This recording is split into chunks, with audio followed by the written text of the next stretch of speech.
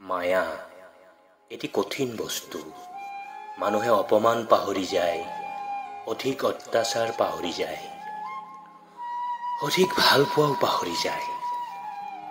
কিন্তু কাৰোবাৰ মায়াত আবদ্ধ কৰি গ'লে সিটো পাহৰিব পৰা নাযায়। কিছুমান মানুহে প্ৰথমবাৰ ভাল পোৱাত ঠগ খালে দ্বিতীয়বাৰ ভাল পাব পাৰে। তেতিয়া সেই মানুহে প্ৰথম মানুহজনৰ স্মৃতিকে আঁকোৱালি ধৰি থাকে। সেইটো কেৱল মায়াৰ পৰা ওলাব নোৱাৰা কাৰণে হয়।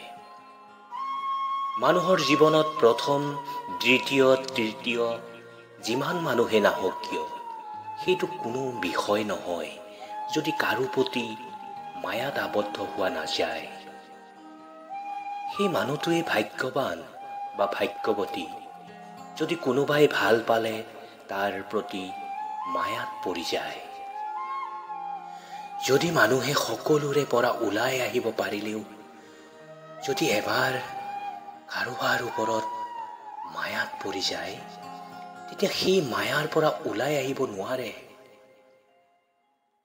মানুহে এবছৰৰ সম্পৰ্কও সহজতে পাহৰিব পাৰে মায়া নথকাৰ কাৰণে, আৰু কোনোবাই কেইদিনমানৰ সম্পৰ্ক পাহৰিবলৈও নোৱাৰে মায়াত ডুবি গ'লে। কোনোবাই তোমাক বহুত ভাল পায় বা কাৰোবাৰ লগত তোমাৰ সম্পৰ্ক বহুত দিনৰ। এইবিলাকতকৈও গুৰুত্বপূৰ্ণ কোনে তোমাৰ মায়াত পৰি আছে।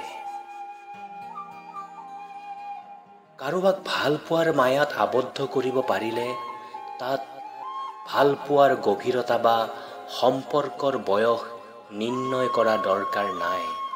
এনেকৈয়ে মানুহ থাকি যায়। কাৰোবাক তৎক্ষণাত ভাল পোৱা যায়, তৎক্ষণাত কাৰোবাৰ লগত সম্পৰ্ক কৰা যায়, কিন্তু তৎক্ষণাত কাৰোবাৰ মায়াত পৰা নাযায়। স্মৃতিয়ে যিমানেই বেছি কষ্ট দিয়ে তাতোতকৈ বেছি কষ্ট দিয়ে মায়াই। মায়া এনেকুৱা এটা অদৃশ্য সত্তা যাক দেখা পোৱা নাযায়, চুব পৰা নাযায়, কেৱল মাত্ৰ ভিতৰৰ পৰা অনুভৱ কৰা যায়। পৃথিৱীৰ সকলোতকৈ ডাঙৰ অদৃশ্য সত্তাটোৰ নামেই হ'ল মায়া। এজন মানুহৰ বাবে মন বেয়া হ'লে সেই মানুহটোৰ পৰিৱৰ্তে কোনেও মন ভাল কৰিবলৈ নোৱাৰে।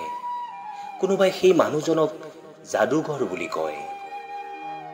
যিজন মানুহৰ লগত থাকিলে কেতিয়াও অকলশৰীয়া অনুভৱ হোৱা নাযায়, আৰু সেই মানুহজনে যেতিয়া এৰি যায় চাৰিওফালে অকলশৰীয়া হোৱা যায়।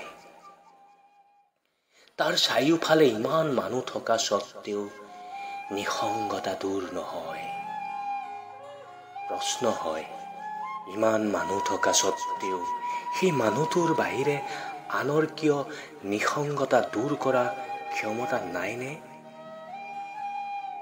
যিজন মানুহক দেখিলে মনৰ ভিতৰত হাজাৰটা অনুভূতি অনুভৱ হয়, সেই মানুহটোৰ বাহিৰে আন কাকো ক'তো অনুভৱ কৰা নাযায়।